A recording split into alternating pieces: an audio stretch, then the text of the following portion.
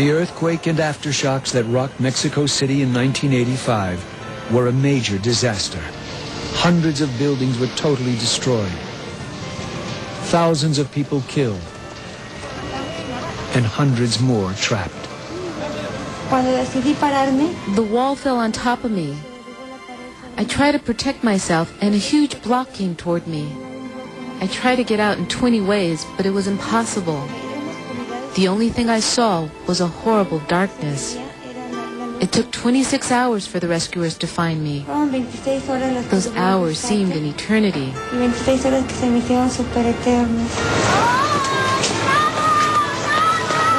For rescue workers, the challenge that faced them was daunting.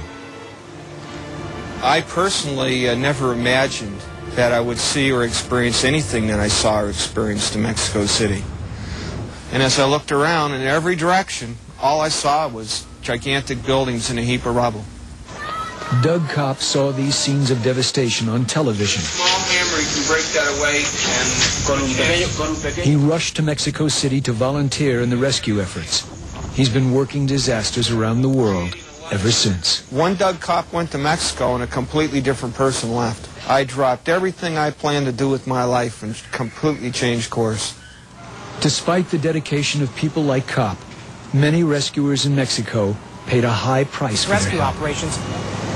Because up until the Mexico City earthquake, no international team really went anywhere to get any experience. 191 survivors were pulled from the rubble. As many as 100 rescuers were killed. We learned a lot from that particular event. In fact, it was the Mexico City earthquake that got us to refine the development of an urban search and rescue response system. Collapsing beams that fell on top of his truck created a void space that saved his life. Anybody in here? It's what rescuers look for after an earthquake. When I search a building and I crawl through a building, I crawl through space. And if somebody was in that space, they wouldn't be hurt. Voids are found next to large, bulky objects. The bigger the object, the stronger the object, the less it compacts, the bigger the space is going to be. When the concrete falls or the material falls down, it tends to fall up against these items. The piece of concrete will come down and be bent over like this, and under here will be a survivable space, what we call a void space.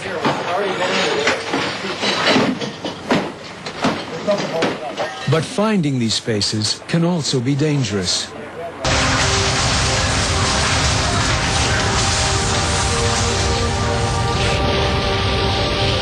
In a disaster, the call to duty can be a dangerous one. For those who answer, there is one powerful reward: knowing they've helped a fellow human being. I know that there's someone that needs my help, and if my family was in a situation like that, I think that the people would do the same for me. Get in the back of the cab, shoulders forward.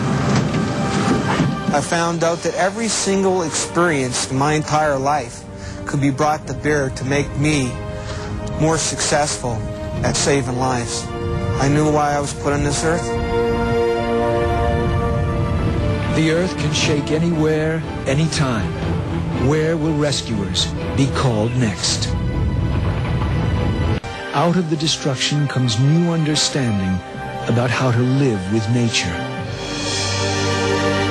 And from the pain and suffering of a disaster comes the compassion that is a part of man's nature.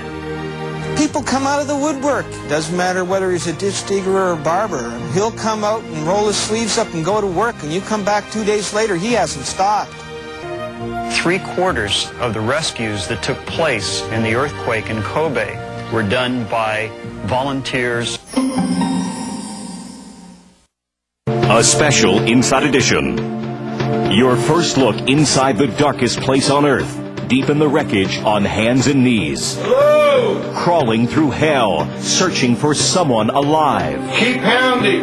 A special Inside Edition, Attack on America, so proudly we hail. Hi, everybody, and thanks for joining us. Though Americans are moving along, none of us has left behind those horrible images of buildings burning on Tuesday. But what is it like beneath the rubble, where it is possible, though unlikely, that some survivors might remain? Les Trent on one of the rescue workers toiling beneath the wreckage who shot some astonishing exclusive video below ground zero. I'm in the ramp, going down to the parking garage.